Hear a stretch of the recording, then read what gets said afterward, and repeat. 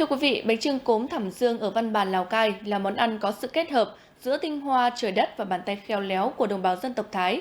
Điểm nhấn của bánh chưng này là được chế biến từ giống nếp đệ nhất, khảo tan đón, hòa quyện cùng cốm xanh ngọc bích, mang hương vị thanh tao dịu dàng của cốm mới, cùng với độ dẻo mềm đến khó tin của hạt nếp.